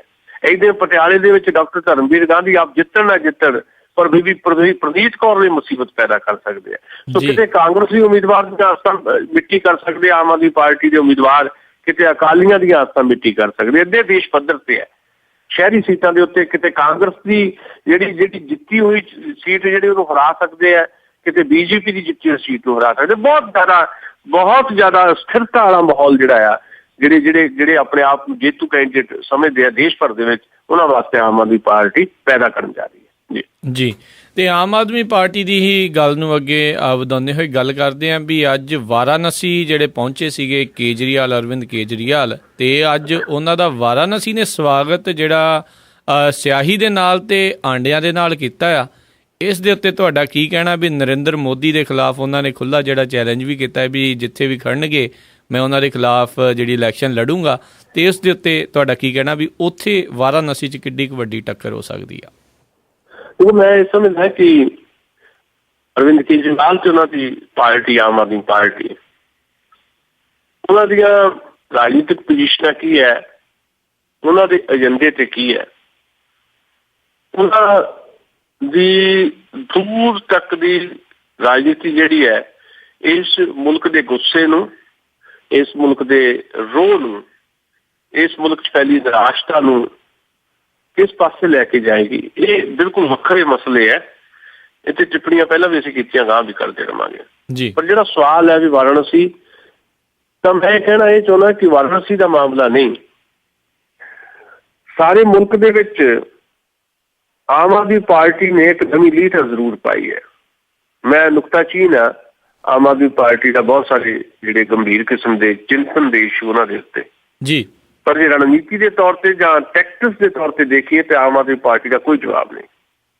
ਆਮ ਆਦਮੀ ਪਾਰਟੀ ਦੇ ਮੁਖੀ ਅਰਵਿੰਦ ਕੇਜਰੀਵਾਲ ਉਸ ਸਮੇਂ ਨਰਿੰਦਰ ਮੋਦੀ ਦੇ ਖਿਲਾਫ ਖੁਦ ਚੋਣ ਲੜਨ ਦਾ ਐਲਾਨ ਕਰਦੇ ਹੈ ਜਦੋਂ ਵਡੋਦਰਾ 'ਚ, ਜਿੱਥੋਂ ਨਰਿੰਦਰ ਮੋਦੀ ਦੂਜੀ ਸੀਟ ਤੋਂ ਲੜ ਰਹੇ ਗੁਜਰਾਤ ਤੋਂ, ਉਤੋਂ ਕਾਂਗਰਸ ਦੇ ਕੈਂਡੀਡੇਟ ਜਿਹੜੇ ਐਲਾਨੇ ਹੋਏ ਕੈਂਡੀਡੇਟ ਹੈ ਉਹ ਆਪਣਾ ਨਾਮ ਵਾਪਸ ਲੈ ਕੇ ਜਾ ਰਿਹਾ ਕਿ ਮੈਂ ਨਹੀਂ ਨਰਿੰਦਰ ਮੋਦੀ ਦੇ ਖਿਲਾਫ ਲੜਨਾ, ਕੋਈ ਹੋਰ ਮਜ਼ਬੂਤ ਉਮੀਦਵਾਰ ਕਾਂਗਰਸ ਉੱਥੇ ਖੜਾ ਕਰ ਦੇਵੇ। ਆਮ ਆਦਮੀ ਪਾਰਟੀ ਦੇ ਕਨਵੀਨਰ ਅਰਵਿੰਦ ਕੇਜਰੀਵਾਲ ਉਦੋਂ ਵਾਰਾਣਸੀ 'ਚ ਜਾ ਕੇ ਚੈਲੰਜ ਕਰਦੇ ਜਾਂ ਚੁਣੌਤੀ ਦਿੰਦੇ ਜਾਂ ਚੋਣ ਲੜਨ ਦਾ ਐਲਾਨ ਕਰਦੇ ਨਰਿੰਦਰ ਮੋਦੀ ਦੇ ਖਿਲਾਫ, ਜਦੋਂ ਹਾਲੇ ਤੱਕ ਕਾਂਗਰਸ ਨੇ ਵਾਰਾਣਸੀ ਤੋਂ ਆਪਣਾ ਉਮੀਦਵਾਰ ਉਤਾਰਨ ਦੀ ਹਿੰਮਤ ਨਹੀਂ ਕੀਤੀ ਜੀ। ਅਰਵਿੰਦ ਕੇਜਰੀਵਾਲ ਉਦੋਂ ਜਾਂ ਕੁਮਾਰ ਵਿਸ਼ਵਾਸ ਉਦੋਂ ਅਮੇਠੀ ਤੋਂ ਚੋਣ ਲੜ ਰਹੇ ਹੈ ਰਾਹੁਲ ਗਾਂਧੀ ਦੇ ਖਿਲਾਫ, ਤੇ ਅਰਵਿੰਦ ਕੇਜਰੀਵਾਲ ਨਰਿੰਦਰ ਮੋਦੀ ਦੇ ਖਿਲਾਫ। ਤੇ ਜਦੋਂ ਦੇਸ਼ ਭਰ ਦੇ ਵਿੱਚ ਜਿਹੜੇ ਕਾਂਗਰਸੀ ਉਮੀਦਵਾਰ ਜਿਹੜੇ ਹੈ, ਜਿਹੜੇ ਸਿਟਿੰਗ MP ਵੀ ਆ, ਉਹ ਵੀ ਚੋਣਾਂ ਲੜਨ ਤੋਂ ਗੁਰੇਜ਼ ਕਰਦੇ, ਜਿਹਦੀ ਮਿਸਾਲ ਅਸੀਂ ਹੁਣੇ ਦਿੱਤੀ ਤੁਹਾਨੂੰ, ਪੰਜਾਬ ਦੇ ਪ੍ਰਤਾਪ ਸਿੰਘ ਬਾਜਵਾ ਨੇ ਸੀ ਚੋਣ ਲੜਨਾ ਚਾਹੁੰਦਾ, ਮਨੀਸ਼ ਤਿਵਾੜੀ ਨੇ ਚੋਣ ਲੜਨ ਤੋਂ ਪਾਸਾ ਵੱਟ ਲਿਆ। ਦੇਸ਼ ਭਰ ਦੇ ਵਿੱਚ ਕਾਂਗਰਸੀ ਉਮੀਦਵਾਰ ਚੋਣਾਂ ਨਹੀਂ ਲੜਨਾ ਚਾਹੁੰਦੇ, ਉਹਨੂੰ ਲੱਗਦਾ ਹਾਰ ਜਾਣਾ। ਇਹ ਵੱਡੀ ਗੱਲ ਹੈ ਵੀ ਤੁਸੀਂ ਘੱਟੋ ਘੱਟ ਹਿੰਮਤ ਤਾਂ ਕੀਤੀ ਹੈ ਕਿਸੇ ਦੇ ਖਿਲਾਫ ਚੋਣ ਲੜਨ ਦੀ। ਤੇ ਪਹਿਲਾਂ ਉਹਨਾਂ ਨੇ ਵੀ ਮਿਸਾਲ ਕਾਇਮ ਕੀਤੀ। ਅਰਵਿੰਦ ਕੇਜਰੀਵਾਲ ਨੇ ਦਿੱਲੀ ਦੇ ਵਿੱਚ 15 ਸਾਲਾਂ ਤੋਂ ਮੁੱਖ ਮੰਤਰੀ ਦੇ ਸ਼ੀਲਾ ਦੀਕਸ਼ਿਤ ਦੇ ਖਿਲਾਫ ਚੋਣ ਲੜਨ ਦਾ ਐਲਾਨ ਹੀ ਨਹੀਂ ਕੀਤਾ, ਚੋਣ ਲੜ ਕੇ ਚੋਣ ਜਿੱਤੀ ਵੀ 25,000 ਵੋਟਾਂ ਤੇ। ਹੁਣ ਵਾਰਾਣਸੀ ਤੋਂ ਜਿੱਤਣ ਨਾ ਜਿੱਤਣ, ਪਰ ਉਹਨਾਂ ਦਾ ਜਾਂ ਉਹਨਾਂ ਦੀ ਟੈਕਟਿਕਸ, ਉਹਨਾਂ ਦੀ ਰਣਨੀਤੀ ਜਿਹੜੀ ਹੈ ਉਹਨਾਂ ਦੇ ਪੱਖ ਦੇ ਵਿੱਚ ਵੱਡਾ ਬੈਨੀਫਿਟ ਉਹਨਾਂ ਨੂੰ ਮਿਲੇਗਾ। ਦੇਸ਼ ਭਰ 'ਚ ਚਰਚਾ ਚੱਲ ਪਈ ਹੈ ਕਿ ਹਾਂ ਕੋਈ ਤਾਂ ਹੈ ਬੰਦਾ ਜਿਹੜਾ ਬਿਨਾਂ ਹਾਰ ਜਿੱਤ ਦੀ, ਬਿਨਾਂ ਆਪਣੀ ਜਾਨ ਦੀ ਪਰਵਾਹ ਕੀਤੇ ਲੜਨ ਦੀ ਗੱਲ ਕਰਦਾ ਨਰਿੰਦਰ ਮੋਦੀ ਦੇ ਖਿਲਾਫ, ਜਿਹਨੂੰ ਅਗਲਾ PM ਜਿਹੜਾ ਐਲਾਨਿਆ ਜਾ ਰਿਹਾ। ਤੇ ਫਿਰ ਉਹਦਾ ਸਵਾਗਤ ਸਿਆਹੀ ਨਾ ਹੁੰਦਾ ਜਾਂ ਆਂਡਿਆਂ ਦਾ ਹੁੰਦਾ, ਤੇ ਸਿਆਹੀ ਨਾਲ ਸਵਾਗਤ ਹੋਣਾ ਜਾਂ ਆਂਡਿਆਂ ਦਾ ਸਵਾਗਤ ਹੋਣਾ, ਇਹ ਵੀ ਉਹਨਾਂ ਦੇ ਹੱਕ 'ਚ ਹੀ ਜਾਂਦਾ ਜੀ ਵੀ ਇੱਕ ਬੰਦਾ ਇੱਕ ਹੌਸਲਾ ਕਰ ਰਿਹਾ ਨਰਿੰਦਰ ਮੋਦੀ ਦੇ ਖਿਲਾਫ, ਤੇ ਉਹਨੂੰ ਜਿਹੜੇ ਅਰਾਜਕ ਤੱਤਵ ਹੈ ਜਿਹੜੇ ਖੁਦ ਅਰਵਿੰਦ ਕੇਜਰੀਵਾਲ ਨੂੰ ਅਨਾਰਕਿਸਟ ਕਹਿ ਰਹੇ ਆ, ਉਹਦੇ ਮੁਕਾਬਲੇ ਜਿਹੜੇ ਅੰਡੇ ਸੁੱਟਣ ਵਾਲੇ ਉਹ ਕੌਣ ਹੋਏ ਜਾਂ ਸਿਆਹੀ ਸੁੱਟਣ ਵਾਲੇ ਉਹ ਕੌਣ ਹੋਏ।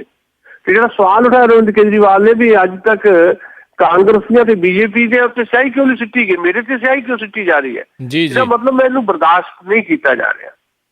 ਸੋ ਇੱਕ ਸੱਤਾ ਨੂੰ ਇੱਕ ਚੁਣੌਤੀ ਦੇਣੀ ਇਹ ਆਪਣੇ ਆਪ ਦੇ ਵਿੱਚ ਬਹੁਤ ਵੱਡੀ ਗੱਲ ਹੈ। ਤੇ ਅਰਵਿੰਦ ਕੇਜਰੀਵਾਲ ਜਿੱਤਣ ਪਰ ਸਾਰੇ ਮੁਲਕ ਦੇ ਵਿੱਚ ਜ਼ਰੂਰ ਭਾਰਤੀ ਜਨਤਾ ਪਾਰਟੀ ਤੇ ਕਾਂਗਰਸ ਦੀਆਂ ਜੜ੍ਹਾਂ ਹਿਲਾਉਣ ਦਾ ਕੰਮ ਉਹਨਾਂ ਨੇ ਜ਼ਰੂਰ ਕਰ ਦਿੱਤਾ ਹੈ ਜੀ।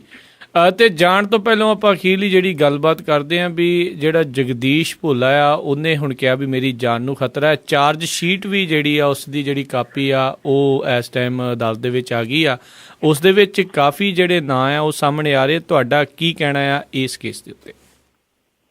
ਦੇਖੋ ਇੱਕ ਸਾਫ਼ ਜਿਹੀ ਗੱਲ ਹੈ ਵੀ ਜਗਦੀਸ਼ ਭੋਲਾ ਜਿਹਨੂੰ ਸਗੜਾ ਕਿਹਾ ਜਾ ਰਿਹਾ ਹੈ ਡਰੱਗ ਰੈਕਟ ਦਾ ਜੀ, ਉਹ ਮੁੱਖ ਤੌਰ ਦੇ ਉੱਤੇ ਮੁੱਖ ਸਰਗੜਾ ਨਹੀਂ ਹੈ। ਸਿਆਸੀ ਧਾਰਾਂ ਲਾਜ਼ਮੀ ਤੌਰ ਦੇ ਉੱਤੇ ਕਠਪੁਤਲੀ ਵਾਂਗ ਉਹਨੂੰ ਨਚਾਉਂਦੀਆਂ ਰਹੀਆਂ ਤੇ ਅੱਜ ਉਹ ਸਿਆਸਤ ਵਾਸਤੇ ਤੇ ਪੰਜਾਬ ਦੇ ਕੁਝ ਸਿਆਸਤਦਾਨਾਂ ਵਾਸਤੇ ਜਿਹੜਾ ਆ ਉਹਨਾਂ ਵਾਸਤੇ ਖਤਰਾ ਬਣ ਗਿਆ ਜੀ।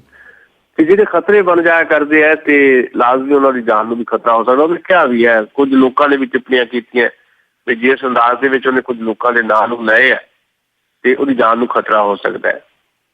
ਅਸੀਂ ਇਹ ਸਮਝਦੇ ਹਾਂ ਕਿ ਜਿਹੜਾ ਡਰੱਗ ਦਾ ਮਾਮਲਾ ਹੈ ਉਹਦੇ 'ਚ ਬਿਲਕੁਲ ਪੱਕੀ ਧਾਰਨਾ ਸਾਡੀ ਹੈ ਕਿ ਜਿੰਨੀ ਦੇਰ ਤੱਕ ਤੁਸੀਂ ਕਲਿੱਕ ਨਹੀਂ ਤੋੜਦੇ, ਸਿਆਸਤ ਦੇ ਵਿੱਚ ਜਿਹੜੇ ਸੱਤਾ 'ਚ ਬੈਠੇ ਲੋਕ ਹੈ ਚਾਹੇ ਓਪੋਜੀਸ਼ਨ 'ਚ ਲੋਕ ਬੈਠੇ ਜਿਹੜੇ ਕਦੇ ਸੱਤਾ 'ਚ ਹੁੰਦੇ ਸੀ ਜੀ, ਇਹਨਾਂ ਸੱਤਾਧਾਰੀਆਂ ਦਾ ਜਾਂ ਸਿਆਸਤਦਾਨਾਂ ਦਾ ਇੱਕ ਉਹ ਸੈਕਸ਼ਨ ਜਿਹੜਾ ਬਹੁਤ ਬੁਰੀ ਤਰ੍ਹਾਂ ਕਰਪਟ ਹੈ, ਉਹ ਇੱਕ ਪੁਲਿਸ ਤੇ ਸਿਵਲ ਪ੍ਰਸ਼ਾਸਨ ਦਾ ਕਰਪਟ ਹਿੱਸਾ ਤੇ ਇੱਕ ਜਿਹੜੇ ਸਮਗਲਰ ਹੈ ਬਲੈਕੀ ਹੈ, ਉਹ ਇਹਨਾਂ ਤਿੰਨਾਂ ਦਾ ਜਿਹੜਾ ਗੱਠਜੋੜ ਹੈ, ਮਿਲੀ ਭੁਗਤ ਹੈ, ਗੱਠਜੋੜ ਹੈ, ਕਲਿੱਕ ਹੈ। ਜਿੰਨੀ ਦੇਰ ਤੱਕ ਇਹ ਤਿੰਨਾਂ ਦਾ ਕਲਿੱਕ ਨਹੀਂ ਟੁੱਟਦਾ ਉਨੀ ਦੇਰ ਤੱਕ ਤੁਸੀਂ ਡਰੱਗ ਤੋਂ ਮੁਕਤੀ ਨਹੀਂ ਪਾ ਸਕਦੇ ਜੀ।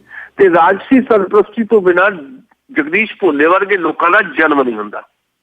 ਰਾਜਸੀ ਸਰਪ੍ਰਸਤੀ ਕਿਹਦੀ ਆ, ਬਹੁਤ ਸਾਰੇ ਨਾਂ ਜਿਹੜੇ ਜ਼ਿਕਰ ਆ ਚੁੱਕੇ ਹੈ, ਉਹਨਾਂ ਦੀ ਜਾਂਚ ਜਿਹੜੀ ਰੋਕਣ ਦੀ ਕੋਸ਼ਿਸ਼ ਕੀਤੀ ਗਈ ਹੈ। ਆਉਣ ਵਾਲਾ ਸਮਾਂ ਜਿਹੜਾ ਹੈ ਸ਼ਾਇਦ ਬਹੁਤ ਸਾਰੀਆਂ ਚੀਜ਼ਾਂ ਨੂੰ ਹੋਰ ਜ਼ਿਆਦਾ ਟ੍ਰਾਂਸਪੇਰੈਂਟ ਤਰੀਕੇ ਨਾਲ ਸਾਡੇ ਸਾਹਮਣੇ ਲੈ ਕੇ ਆਏਗਾ। ਪਰ ਅਸੀਂ ਸਮਝਦੇ ਹਾਂ ਕਿ ਰਾਜਸੀ ਸਰਪ੍ਰਸਤੀ ਇਹਦੀ ਸਭ ਤੋਂ ਵੱਡੀ ਜਿਹੜੀ ਵਜ੍ਹਾ ਆ ਕਿ ਰਾਜਸੀ ਸਰਪ੍ਰਸਤੀ ਜਿਹੜੀ ਅੱਜ ਨਹੀਂ ਤਾਂ ਕੱਲ ਨੰਗੀ ਜ਼ਰੂਰ ਹੋਏਗੀ, ਲੋਕ ਇਹਨੂੰ ਹੌਲੀ ਹੌਲੀ ਨੰਗਾ ਕਰਨਗੇ ਜੀ। ਤੇ ਬਹੁਤ ਬਹੁਤ ਅਸੀਂ ਤੁਹਾਡਾ ਧੰਨਵਾਦ ਕਰਦੇ ਹਾਂ ਸੁਸ਼ੀਲ ਦੋਸਾਂਝ ਜੀ, ਤੁਸੀਂ ਸਾਡੇ ਨਾਲ ਜਿਹੜੀ ਇਹ ਗੱਲਬਾਤ ਕੀਤੀ। ਇਸ ਟਾਈਮ ਜੋ ਚੋਣ ਸਰਗਰਮੀਆਂ ਜਿਹੜੀਆਂ ਇਸ ਟਾਈਮ ਚੱਲ ਰਹੀਆਂ, ਭਖਿਆ ਹੋਇਆ ਮੈਦਾਨ ਆ, ਉਸ ਦੇ ਉੱਤੇ ਤੁਸੀਂ ਆਪਣੇ ਵਿਚਾਰ ਦੱਸੇ ਕੀ ਗਹਿਰਾਈ ਦੇ ਵਿੱਚ ਹੋ ਸਕਦਾ ਆ, ਉਹਦੇ ਬਾਰੇ ਤੁਸੀਂ ਗੱਲਬਾਤ ਕੀਤੀ। ਬਹੁਤ ਬਹੁਤ ਸ਼ੁਕਰੀਆ। ਅਗਲੇ ਹਫ਼ਤੇ ਫਿਰ ਤੁਹਾਡੇ ਨਾਲ ਇਸੇ ਸਮੇਂ ਦੇ ਉੱਤੇ ਇਸੇ ਪ੍ਰੋਗਰਾਮ ਦੇ ਵਿੱਚ ਫਿਰ ਮੁਲਾਕਾਤ ਹੋਵੇਗੀ। ਉਦੋਂ ਤੱਕ ਲਈ ਸਤਿ ਸ਼੍ਰੀ ਅਕਾਲ। ਮਿਹਰਬਾਨੀ, ਸ਼ੁਕਰੀਆ।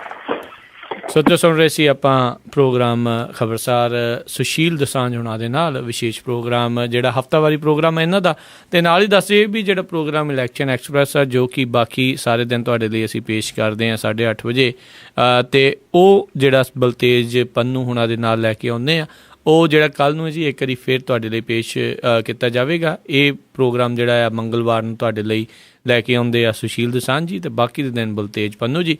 ਹੁਣ ਆਪ ਸਭ ਤੋਂ ਇਜਾਜ਼ਤ, ਮੇਰੇ ਵੱਲੋਂ ਆਪ ਜੀ ਨੂੰ ਬਹੁਤ ਹੀ ਪਿਆਰ ਸਤਿਕਾਰ ਸਹਿਤ ਦੋਨੋਂ ਜੋੜ ਕੇ ਨਿੱਘੀ ਜਿਹੀ ਸਤਿ ਸ੍ਰੀ ਅਕਾਲ ਹੈ ਜੀ। ਜਿਉਂਦੇ ਵਸਦੇ ਰਹੋ, ਹੱਸਦੇ ਖੇਲਦੇ ਰਹੋ ਅਤੇ ਸੁਣਦੇ ਰਹੋ ਪੰਜਾਬੀ ਰੇਡੀਓ USA।